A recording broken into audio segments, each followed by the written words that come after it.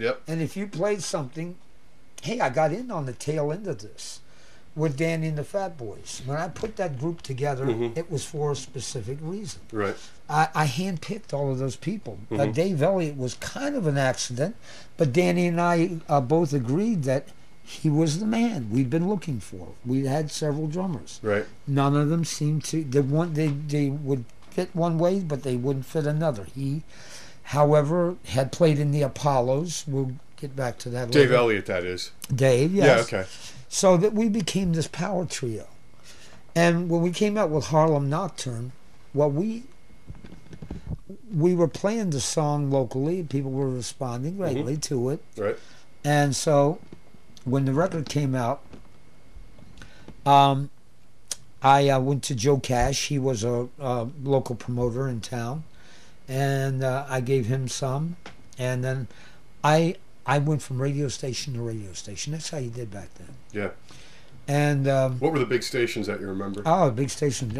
AM was WMC, something that was in Montgomery County. You had WHFS was the biggest of all. And AM and FM, WPGC. Right. And not very far from where we're located right now, WEAM. You had Jack Alex. Yeah, Weem back in Fairfax. Yeah, right. Yep.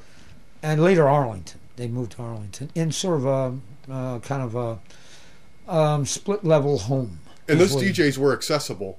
Very accessible. You can't just walk into DC 101, so these are different times. Yeah, they were different times. Actually, we would come to these people for advanced play before a record actually ever came out.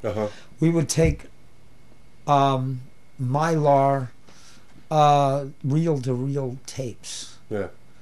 Or acetate demos, Yeah. and have them spin it. And, they would say, that's a new record by Little Bobby Radcliffe. Gotcha. Or the Nighthawks. What do you think about? And then, the switchboard lit up. Yeah, local hit. Never going to be that way again. Only one thing better than a local hit, that's a regional hit. Yeah. Only one thing better than a regional hit, that's a national hit. Then you're on your way. Yeah. So, we were lucky. We did hit Billboard charts a few times with our efforts. This is Danny and the Fat Boys. Yeah, and the Nighthawks hit Billboard charts as well. Oh, okay, I didn't know that. I mean, I know they've been monstrously big around. So Aladdin had a couple Billboard chart things. This was another band around here? No, Aladdin was our record. Was your label? Okay. Yes.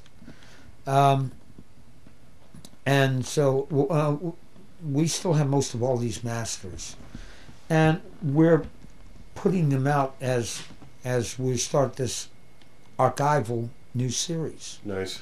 Which we are kicking off with the British Walkers, and we'll get to that in a minute. Good.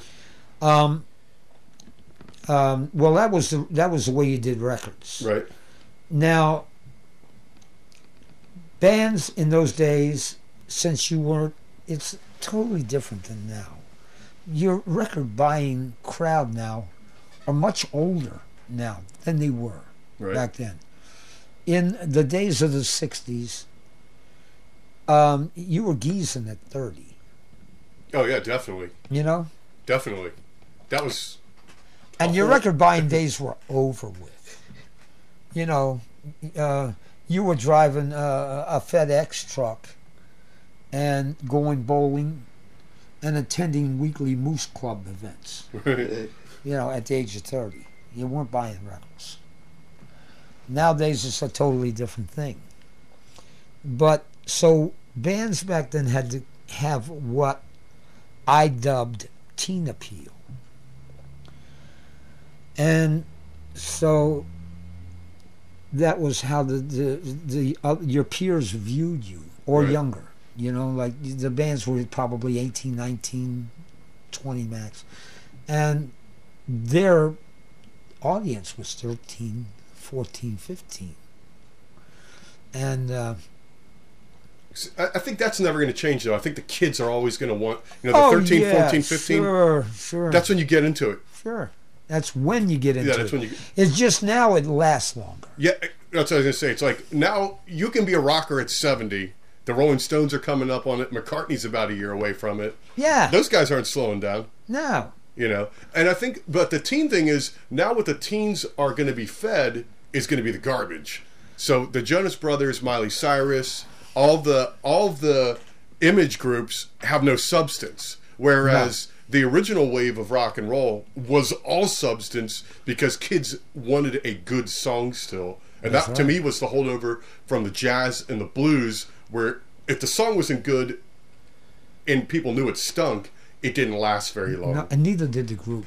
This is where I think the big changes in music, song versus image. Nowadays, you have groups that sell 1 million units right out of the chute. Right. But you never hear from them ever again. Right.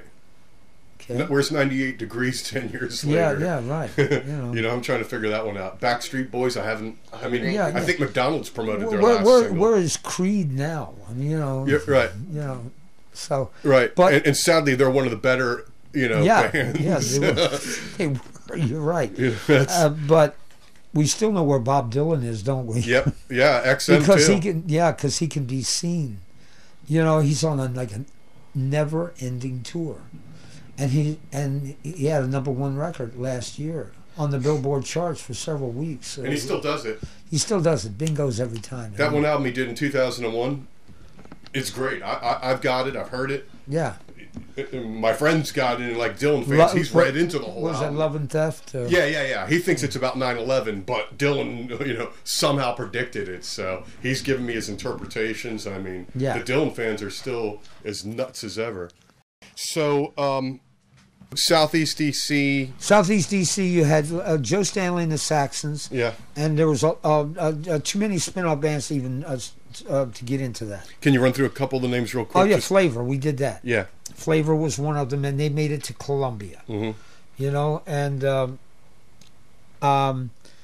then let's go with the Montgomery County bands. Mm-hmm.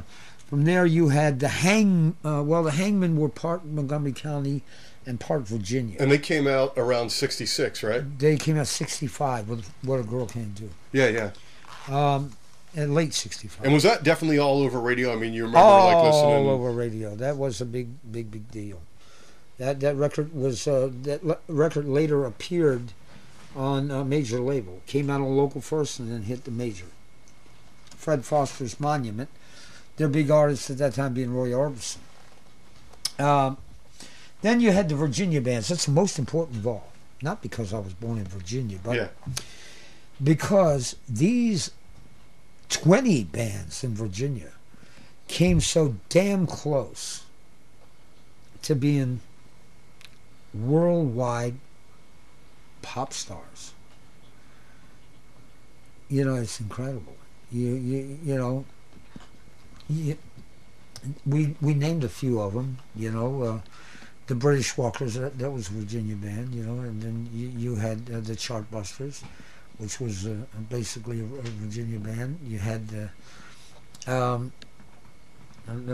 you got that thing, the Apollos, so they were a Virginia band. You had the other Southeast band I was going to name was Link Ray. That was a Southeast Washington band. And they were pretty much playing in bars down in Southeast at that time, right? Link Ray was. Yeah. And they had several singers. Were those bands crossing over scenes? I mean, were they doing gigs they together? Were. They were, okay. Yeah, they were. You know, Bobby Howard was the lead singer for Link Ray at one time. And Chuck Bennett replaced him. The original Link Ray band came up here from Portsmouth, Virginia. And it was a family. A whole other rock and roll scene. Yeah. It was. There was a whole other rock and roll scene with Gary U.S. Bonds and all that down there. Yep. And he came up, and, Gene Vincent also. Absolutely, yep. Who I worked with. And he came up here and created quite a scene with his Rumble, which is credited as the first full tilt guitar distortion, real heavy sounding thing.